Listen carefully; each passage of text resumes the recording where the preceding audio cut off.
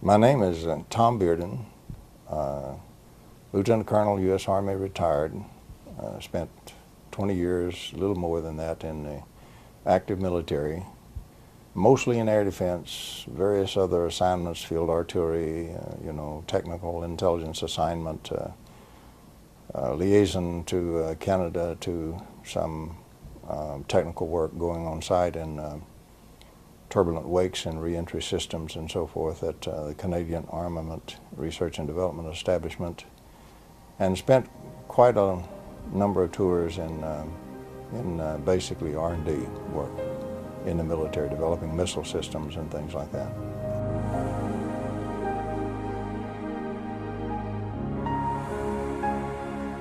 For about 20 years or more, some associates and I have been researching very heavily into trying to extract electromagnetic energy from the vacuum. Now, we did so under somewhat duress because the conventional electrodynamics model does not allow this to happen. In other words, it doesn't allow you to extract excess energy from the vacuum and use that to power your load. So it doesn't allow you to make a self-powering system. So we took the approach that some of the phenomenology we had seen in experiments and so forth convinced us that it was possible, and there didn't seem to be any real physical reason why it couldn't be extracted if we could find the way to do it. But we had the problem of why doesn't the electrodynamics allow it to be done? So at the same time, we also began a study of the foundations of electronics.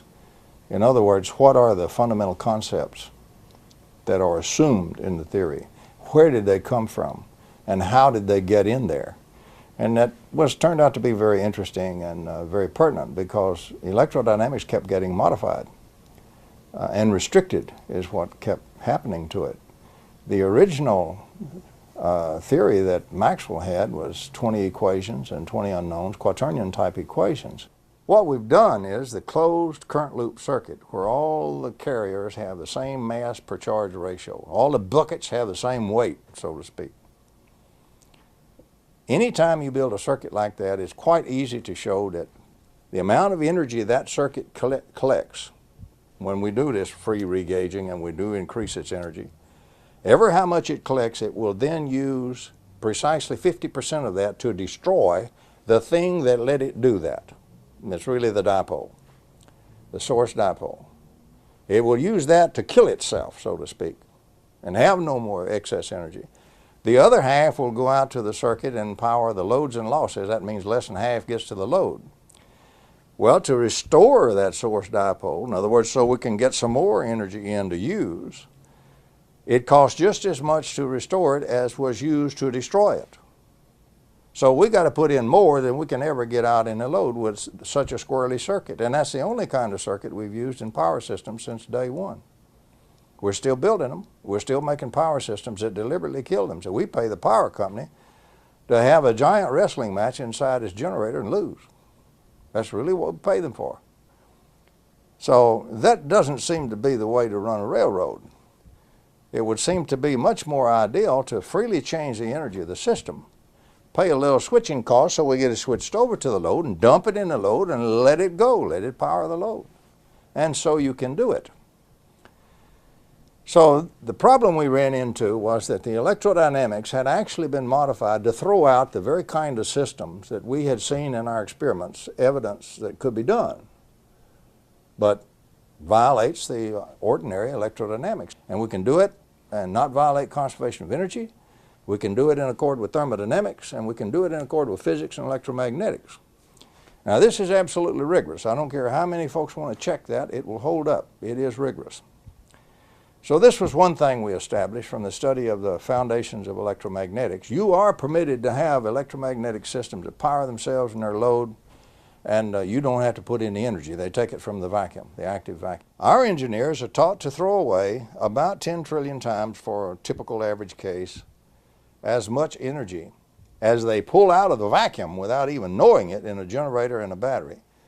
And it's pouring out down the circuit and misses the circuit. They throw all that away and only calculate the little bit that we catch in that circuit and then use. Now, when we measure the circuit, we obviously measure the energy being dissipated by the various pieces of that circuit. Well, if the energy is being thrown out of there, it had to get in there. So obviously the measurements of the circuit will match Poynting's theory, because it'll match the energy that actually went in there to get dissipated. Like the country boy said, you got a pipe here, so to speak, and it's got some holes in it. If you measure all the water flowing out, that's how much water come in it. Now your whole river can be around it and missing the pipe, and you won't measure that. So we have built a whole science based on throwing away this enormous energy that is pulled out of the vacuum by every little old separation of charges, every dipole. Well, in the 50s, in the 1950s, particle physicists discovered, Wu and others discovered broken symmetry. They discovered how fundamental a process something like this dipole is, where we separate two opposite kinds of charges. And T.D. Lee, for example, looked at it for physical charges and so forth, and Lee won a Nobel Prize for it. Any dipole is a broken symmetry in the furious exchange with the vacuum. It's a broken three-dimensional symmetry. What does this mean? Cutting through all the words and getting down to country boy language. It means that nature does not insist on conserving energy in three dimensions. We do, because we have a three-dimensional mind. We like to think in terms of space, because observation itself destroys time, and what we look at is spatial. So we like to think the world is made of space, not space-time.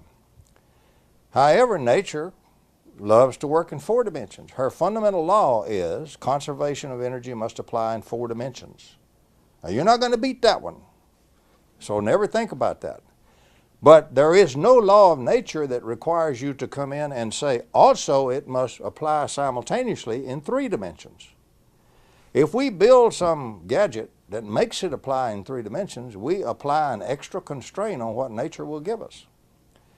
Turning that around, we go around building things that insist on having this three-dimensional exchange of energy. We got to put it in three dimensions for whatever we get out and lose some in the middle, so we got a terrible situation all the way. It's called entropic engineering. We always got entropy beating us to death. Never go over unity, forget it, lose a lot. We talk about, efficiencies at 30% and so forth for our power systems when we talk about burning the coal and all that stuff. But nature doesn't require you to do that. All you have to do is break a little bit of this three-symmetry set of chains where you have tied her feet to the floor. Once you break the flow in three dimensions, you no longer have to conserve energy in three dimensions. The basic conservation of energy is an inflow from four dimensions, outflow in three dimensions. From the fourth dimension, converted and flowed out into three. And that one is free. Giant negentropy is free. Nature will start reorganizing a goodly percentage of the whole vacuum for you, spreading at the speed of light, and will continue it as long as you leave the dipole alone. The original charges and dipoles in the original matter of the universe have been putting out energy and reorganizing the vacuum for 15 billion years.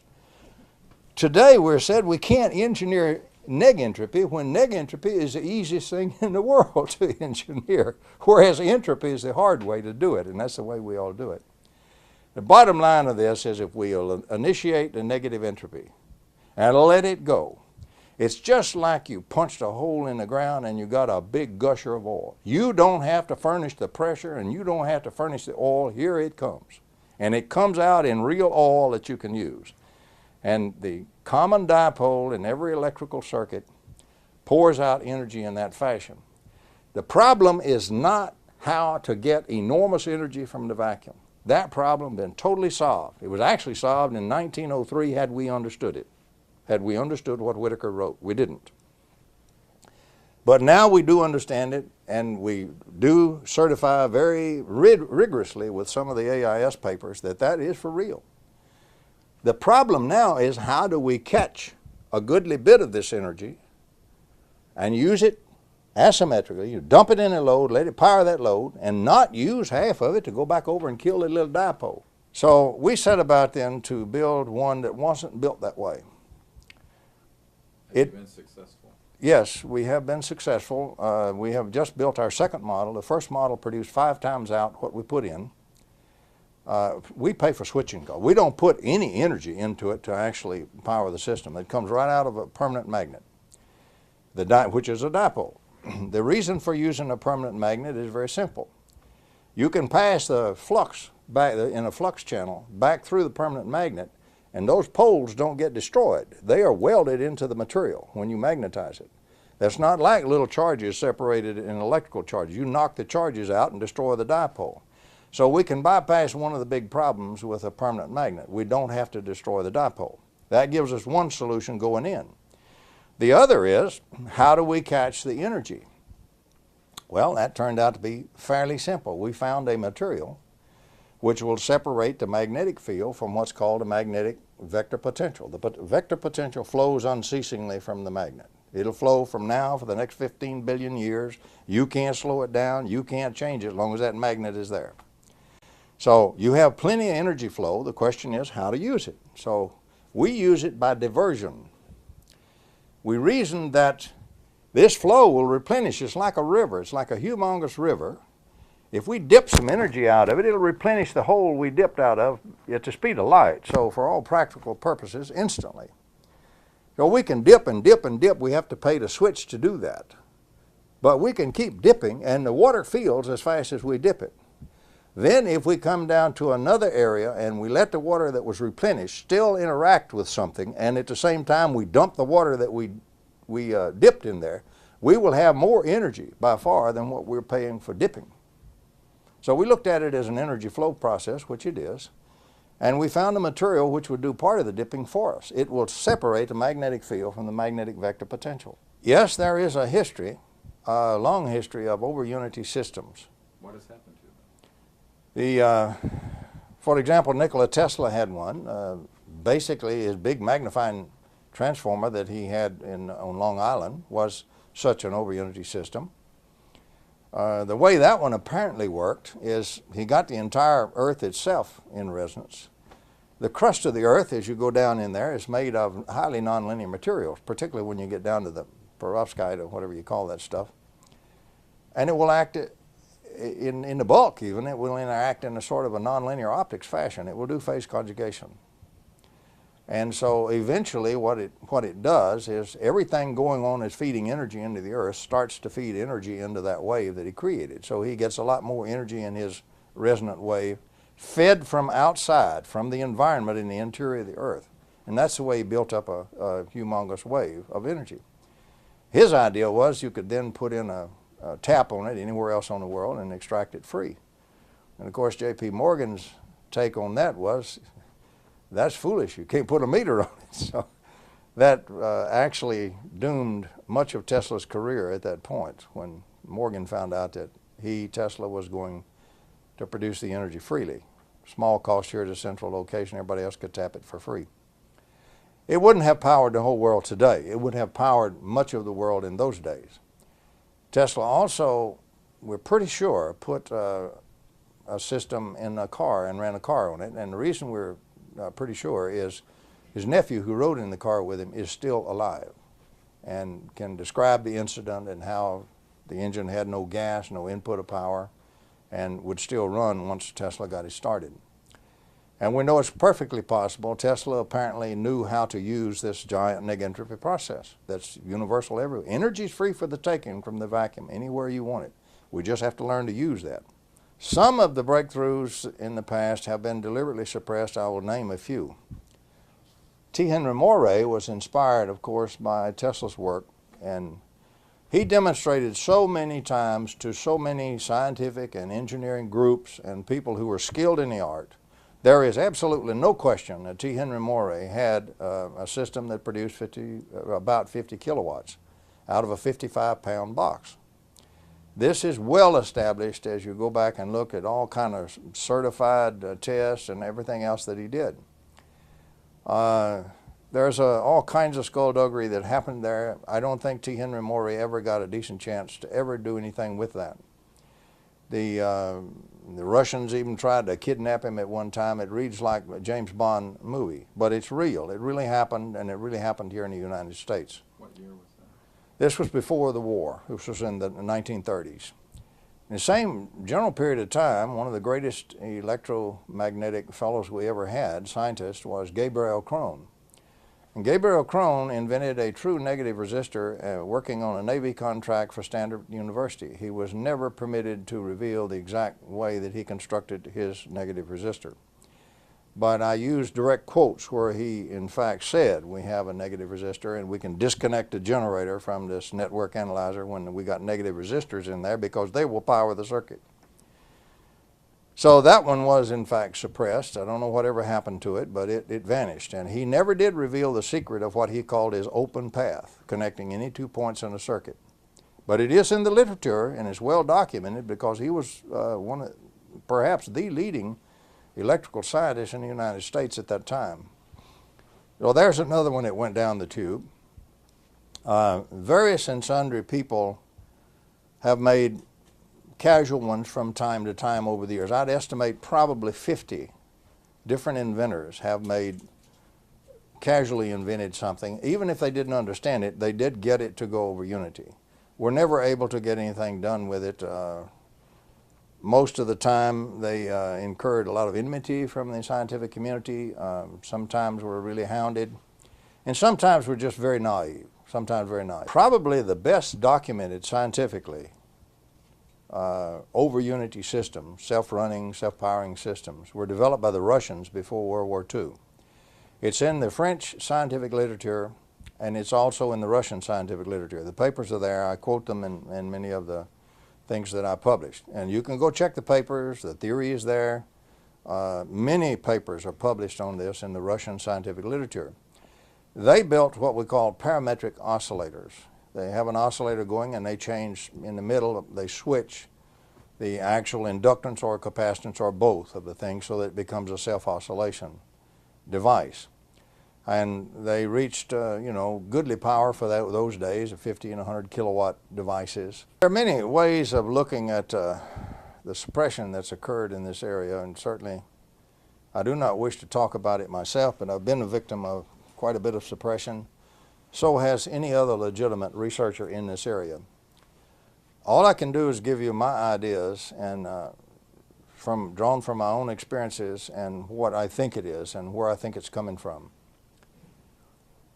Today, we don't have so much big kingdoms. Today, we have big economic programs, big economic countries, or basically, we have cartels. We have a whole set of cartels in an area, interlocking corporations, and behind this, we have a few people who are quite wealthy and who own most things. Now, the normal nature of the beast for very powerful empires, let's call that an empire. It's a corporate empire, a set of corporations empire, is basically a cartel. Historically, as far back as you want to go, we have had cartels. Any time we have a very powerful cartel or set of people that control a lot of things, that resists any means of changing its inflow of control and its inflow of funds and money and its power. Everybody's trying to be the big monkey. It's really as simple as that. And so the more powerful the agency, the more powerful the group, the more powerful the cartel, the more they will resort not only to legal means but to extra legal means to suppress their competition. This is openly known today. For example, the greatest espionage in the world is industrial espionage between one corporation and another right here in America. They're the ones that hire all the spies and the spooky equipment and everything like that, by far more than the intel agents do. So that's one thing we have. We have the giant industrial, or really cartel, economic cartels in energy. And it's not one cartel. There are many, many groups in energy, and each of those has become very powerful in its own area, and each one does not wish to see simple little electrical taps pulling out enormous energy from the vacuum. They would much rather see you burning a lot more oil and so forth. So yes, in my view, there is a very active suppression effort by those kinds of folks. Part of that goes into very unique areas. They don't do it so much. It's not totally mafia type stuff. It's not like, you just flat get shot. There's some of that. But one of the main ways of suppressing it is they take a deep psychological profile of an individual that they wish to suppress. What it means is they really wish to get him entangled in all kinds of difficulties he can't get out of. Now, a good trait from a human being standpoint may be a very valuable trait to somebody who wishes to manipulate you. For example, suppose you're easy to approach. That's a vulnerability. That's a serious vulnerability. So one's deep psychological profile is examined in great depth by real experts. And any way that you can be gotten to where you're naive, you don't have, who knows international finance? You can be had on a money laundering scheme easily and not even recognize that's what you're in. So any way that you do not have good knowledge, or you do not have ability, or you have a vulnerability, they call them vulnerabilities, then they arrange scenarios just like you would write a movie. In fact, they do it with computers, all computerized.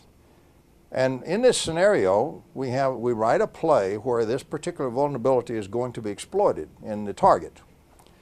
Now, they keep deep psychological profiles on lots of useful fellows. These are people who basically have knee-jerk reactions or something, or they're radical, or they have some kind of way they interact, which, if could be connected with you, would be in the area we wish the interaction to occur, to get you off into something else totally different from what you're doing. So the next thing you know, here, all it takes to set that up may be a phone call and stimulate the interaction to occur. And then the controllers sit back and watch the game go. It's gaming. But it's just like watching a movie scenario. One of these days, we'll probably write a book on gaming and how it's done and what kind of the main games they can use. But I can tell you they're very effective. You can get so many different games from so many different walks of life by so many charming folks who are really oily characters that you would not believe it. And those come at you en masse. And usually they bury you. They bury you off in the courts. They bury you off. They get you tricked into doing an illegal act. How would they do that if you wouldn't violate the law? Real simple. How can you be made to violate the law when you're not a criminal? Simple. Let me give you a for instance. A fellow comes in and he says, you know, we really need to get some real major financing. Every inventor's poor. Everybody's struggling. Nobody's got the money to build all these build-ups, which may cost $10,000, $15,000, $20,000 a piece. So everybody's struggling for money. So he comes in and we're going to raise this. We're going to form a stock company. We're going to do all these good things. Unbeknownst to you, he goes off to the Securities Exchange Commission and several other people, Treasury Department, and he says, hey, I think I have fallen in with a den of thieves. Of course, he's the CEO now, understand? Because he's the guy who knows all this stuff. And I'll tell you what I'll do. If you'll give me immunity to prosecution, I'll help you catch these crooks because they're going to do the greatest money laundering thing you ever heard of. It's going to come right out of one of these foreign countries, it's going to be scrubbed and come in here to fund this effort. It's going to be laundered dope money or something like that. You have no knowledge this is happening. And they jump at the chance. They'll give him the immunity to prosecution. That's their normal modus operandi. They want to catch some crooks, and this guy's going to help them catch some crooks. So then he goes off and sets all this up and keeps you deluded about what's happening. Now you wind up in where the thing is going to be consummated somewhere, and if you consummate it, you wind up behind bars for about 20 years wondering how you got there when you never did anything to money launder anything. He's the fellow who did it and who set it up, and he testifies against you because he's immune to prosecution. This is one of the standard games. Machiavelli is not dead, he still lives. And these are the games that are played, and it's particularly played in the systems where people are trying to build over unity systems. It's been very effective in stopping some of them. Do you think lethal force has been used? Lethal force is used. I worked with an inventor, for example, the Sparky Sweet is quite well known. And he was shot at once with a silenced rifle a sniper rifle from about 300 yards. The only thing that saved his life was he was an old guy and very feeble there towards that part of his life. And he was stumbling as he coming up the steps, and he fell down. He just flat fell down on the steps, caught his foot and fell right forward. And as his head went forward, the bullet went right by where his head was. And of course, the assassin was never found.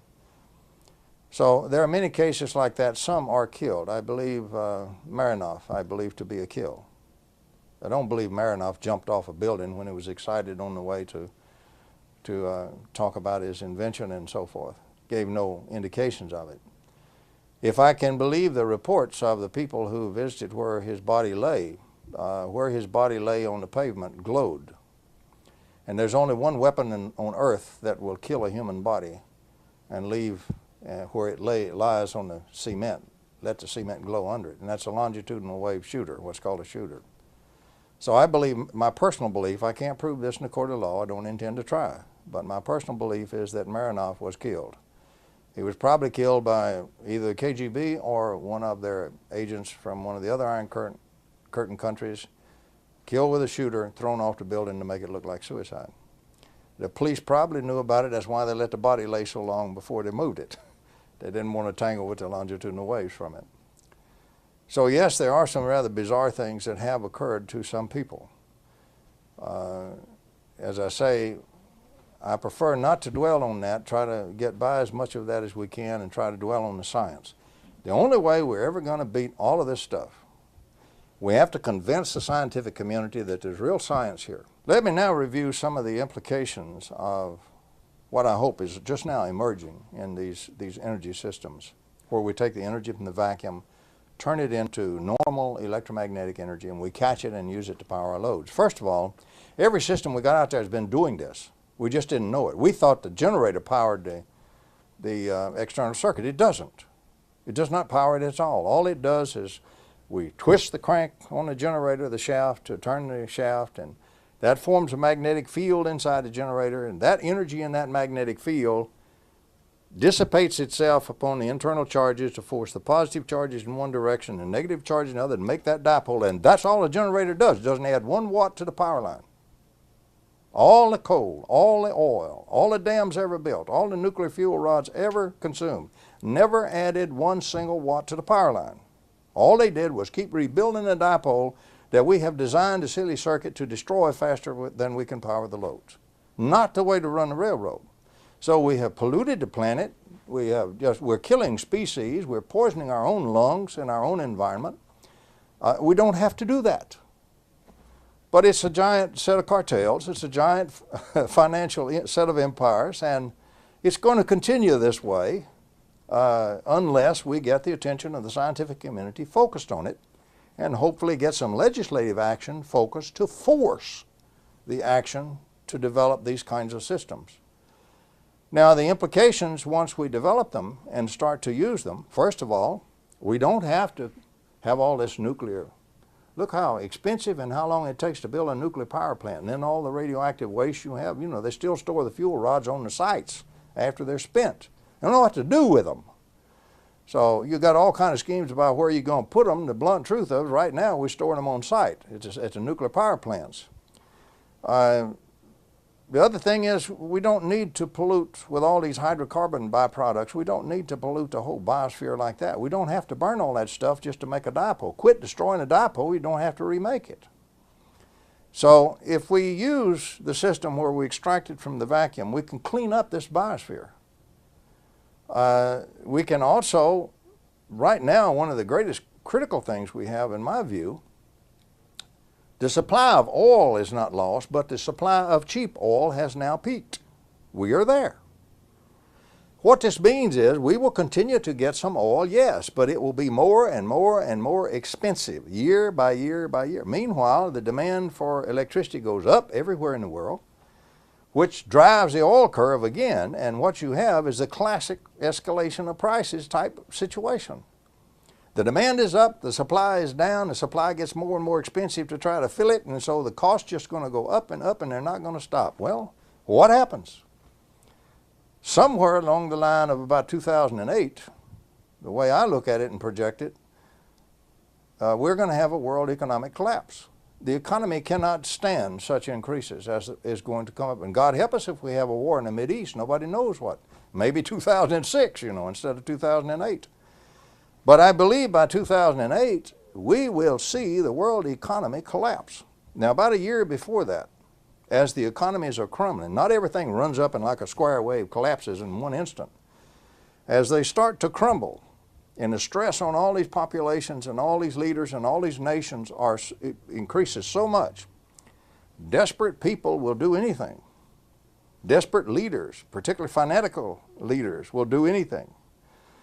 What will happen is their conflicts will increase and escalate, and they will start to use the weapons they have in those conflicts. And there's about 25 nations now, according to the Secretary of Defense Cohen, that have mass destruction weapons. Nuclear weapons, for example, for goodness sake. If you don't have nukes, maybe you bought some surreptitious plutonium. Look at what will happen to your water supply in New York City. You put a little plutonium in it. So all kinds of things. People that are the poor nations that can't afford nukes have biological weapons. But about 25, and it's growing all the time, has weapons of mass destruction. Now, by the way, those weapons are already in our large populations. If you will check Colonel Lunoff's book, Colonel Lunoff is the highest ranking GRU defector we ever had, and his book's cleared by the CIA, so what I'm saying is cleared. Lunoff tells you how the Russians introduced the nuclear weapons surreptitiously into their operatives on the ground and secreted them in the U.S. He tells you how it was done in the book. So read the book. All our big cities, as far as I'm concerned, and population centers already have weapons of mass destruction hidden in them. We used to call that dead man fusing. And so all the nations have dead man fused one another one way or another, and all the old studies showed that in a heightened tension, great conflicts and high tension, whenever they start popping the nuclear weapons or the weapons of mass destruction, you have a very formidable thing that happens to you. Nobody has defenses. Since we have no defenses, the only thing you have is like a fencing duel. You have to hit the enemy before he hits you. You have to destroy him or you will be destroyed. Mutual assured destruction is a funny acronym. The only thing that's debatable about it is whether the destruction shall be mutual or unitary. What happens is everybody fires on perception of preparation by his adversaries. And you have to fire everything you have as fast as you can, as rapidly as you can, as massively as you can to try to destroy your enemy, and otherwise you have no chance of survival. So what we get is the great Armageddon everybody's been dreading. The energy crisis going right now, in my view, will probably evoke a great Armageddon that we've all feared so long in about 2007, if we don't solve the crisis. We back up from that, it means the first quarter of 2004, these things had better be rolling off of the assembly lines like sausages, or we can all forget it and go home. It's too late to change it. That's how short a time we have and how short the rations are.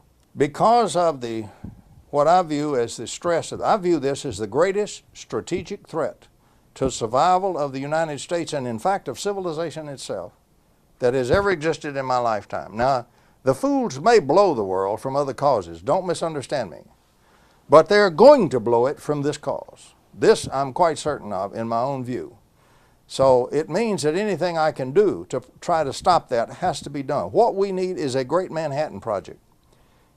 You can do it. This is doable. We have the principles. We know how to do the giant neg entropy. We have good scientists. We have some sharp young grad students and postdocs. They aren't allowed to work on these kinds of things.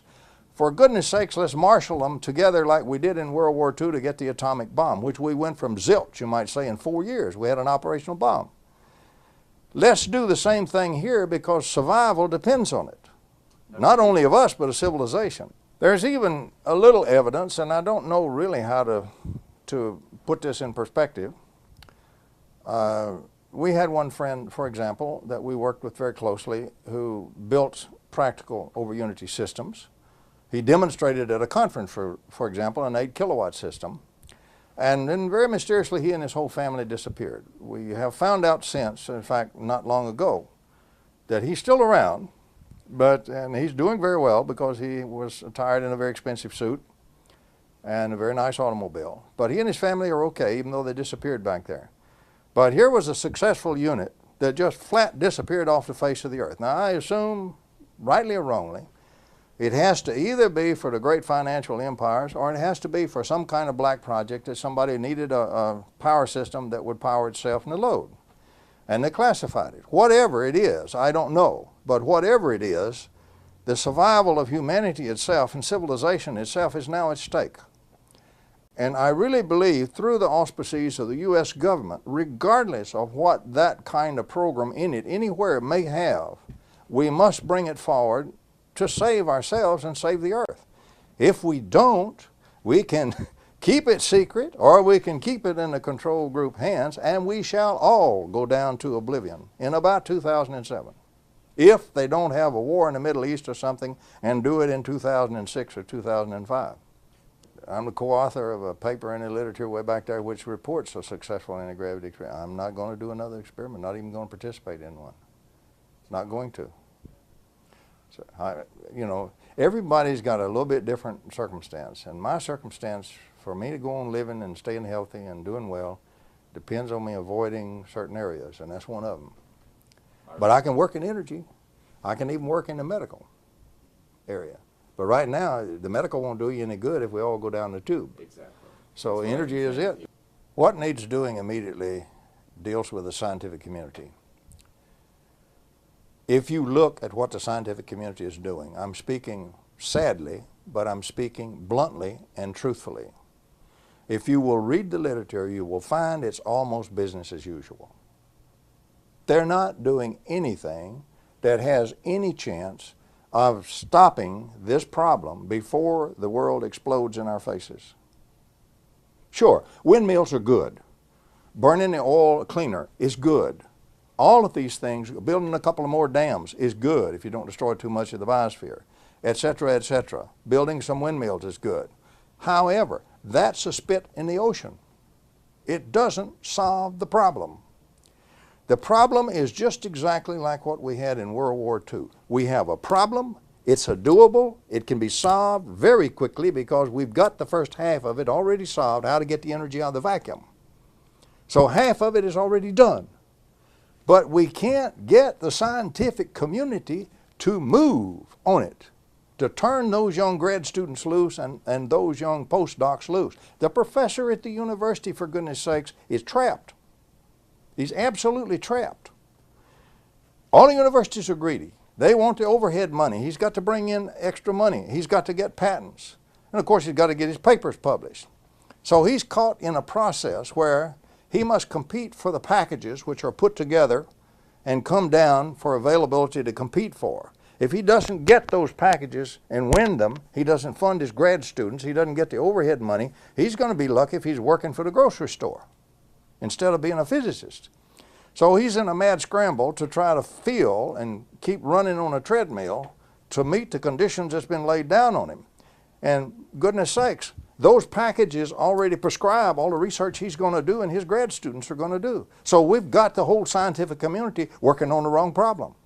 And what could the U.S. government do about that? What we can do is do just like we did in alternative medicine, or really like the Manhattan Project. You can order the scientific community to do it whether they wish to do it or not, and hold them accountable from the highest level to the bottom. How much money are we spending in our national laboratories on nuclear stuff? Don't we think at least about 10% of that money ought to be rooted out of there and spent on nothing but this, which might save us while the other stuff takes us down the tube? Of course we should. In fact, it ought to be more than that. The best scientists we have, the best grad students, the best postdocs ought to be turned loose on this problem, and that means funded. And that means that we do not allow scientists to slander and libel people who are trying to do research in this area. Right now they do it wholesale and they do it at will. Now, look at what they call me in print, for goodness sake. But the problem is the scientific community resists change and it's doing business as usual. And my bottom line is, unless the legislative branch, together with the administration, forces them to get on this problem and solve it, they will not only fiddle while Rome burns, they will help burn it. The only alternative you have now, of course, since at this moment, as we speak, the government has not moved. The scientific community has not moved. So that is a fact as of this moment I'm speaking. I hope that changes. I'm trying to change it. But right now, that is a fact. And right now it's a fact they're not going to move unless something happens to move them, and neither is the scientific community. Failing that, the only thing left is the private industry. And that's a mixed bag. First of all, the moment you try to do it in the private industry, then is when you are absolutely vulnerable to all the games. For example, lawsuit alone can hang you to where you will never come out of it for the next 15 years. The lawsuit doesn't have to be justified or anything at all. You can sue anybody for anything if you've got enough money to file a suit and want to swear. Simple as that. So the other thing you have is you can trigger anybody from anywhere for all kinds of radicals to come out of there and say, oh, you used a coil of wire, or you used something over here, you used some semiconductor, you stole my invention. And so the next thing, you can be in court for 20 years on that. All of this comes at you. This is part of the delay. This is the groups wanting to stay in power while we all go down the tubes.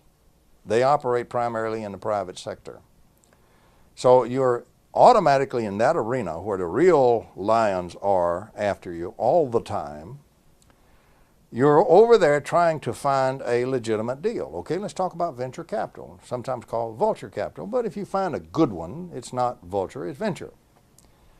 What does a venture capitalist want to do? He wants to buy 30% or 50% of your company, or 51, or maybe 60. He's got the money.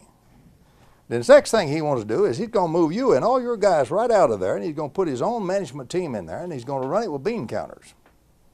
If you run this one with bean counters only, you destroy the program before you start. So your only choice then is to avoid venture capitalists like the plague and to try to go for licensing, which means the brunt of doing the research on the front end falls on you and your meager resources, which for working people is whatever you can afford out of your back pocket. But if you don't do that, you're not going to do it anyway. How many have you seen in the past that went the venture capital route that were real? How many of them made it? I can name 3 or 4 that were real. They're not there yet. They're not going to be there. They were buried. So the thing that sets in, you have to do it by licensing. Then you got to get the patent office. The patent office says it's impossible to do an over unity system. The API, the Physics Institute, comes down on you and says it's absolutely against the laws of nature. It isn't. These are people who haven't even studied the problem, and they know classical thermodynamics, but it's against the laws of nature and it violates classical thermodynamics. Of course, it violates classical thermo.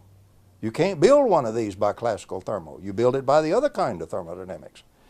So the next thing you have is the scientific community is all over. Look what they did to cold fusion. There's real stuff in cold fusion. 600 experiments worked, for goodness sake. So the thing is, you're against the scientific community is against you, lock, stock, and barrel. And by the way, everything is a distribution curve. Get off of this horse pucky about scientists are always sweet, nice, reasonable people. That is not true. 10% of them are devils. 10% of them are angels, ought to be rewarded at the salt of the earth. But 10% of them have absolutely no ethics, absolutely playing nothing but the big monkey and power game, and absolutely your worst enemy in this area. Glorious opportunity to, in other words, the vultures, or there's a better word for it, the wolves go around looking for the rabbits, and you're the rabbit and they're the wolf. So your next thing you get into is a big wolf-rabbit game with the scientists over on that 10%. So you face all of that. Meanwhile, you've got to go to the patent office. You get to the patent office, what are you looking at? This is impossible. This is perpetual motion. You say, well, the atoms have been doing this for 15 billion years. It's not perpetual motion, but it's just long-lasting. But they call it perpetual motion, and of course there is an unwritten law that anything that's perpetual motion shall not be even proved or looked at. You can't even get a serious consideration in the patent office. I speak as one who has submitted patents in this area. I know what I'm talking about. I've defended a couple of them. So what we have is a situation where the entire structure of science, industry, the organizations of science, and the patent office are already against you. If you can't get a patent, how can you license? So it's a real neat little thing. It's the old chicken and egg situation. If I had the chickens, I could get some eggs. If I had the eggs, I could get some chickens. This situation is designed so you never get chickens and you never get eggs. So the only thing you can do is to try to put your head down and continue with that and do one other thing, communication. Fortunately, we do have the internet. Sure, it's full of a lot of bad information. It's also full of a lot of good information. You just have to discriminate. So the other thing you have to do to have any chance at all is communicate, communicate, communicate, communicate, which we do to the limit that we're legally able to do and not lose our patents. If we can get the government to move, they can cut through all of that by simply issuing the order to do it. And that's what it's going to take. We're going to struggle with this other, but I'll make you a prediction. If the government doesn't move, there's a 75 to 80% chance we will fail. We certainly won't make the first quarter of 2004. And if we miss the first quarter of 2004, not just us, there are several other inventors and groups in the same area and have systems that work. We are not the Lone Ranger here at all. I want every system out there that works and is real going. We need everything we can do. But if we don't make it by the first quarter, then we may as well all go home and enjoy our families for the time we have left, because it's going to blow. It will be too little and too late. And don't come in 2006 when any fool can then see the world is fixing to blow up and say, would you guys like to try this? I'll say, no, I'm going to enjoy my family while the time I have left. You blew it back in 2000 and 2001. You decided right then to blow it. And so it's on your head. And that will be all we can do if we don't make the schedule. Everybody wants a modern life. They want to get out of the mud and the slime and everything and have lights and have, things that are powered, and they have industry and jobs and homes and schools. These are common strivings from the human heart. And to try to do that the way we're doing it will destroy the planet, and we will forcefully destroy each other. It seems to me we just ought to be wiser than that. Funding from individuals, the funding from governments is necessary to get the ideas out, to get these people that are thinking outside the box, beyond oil, to begin to supply the ideas and to get the scientists working on those ideas to bring out all the problems that we have with these technologies in a timely manner, instead of them sitting on the fringes for long periods of time. Well, there are some things I know.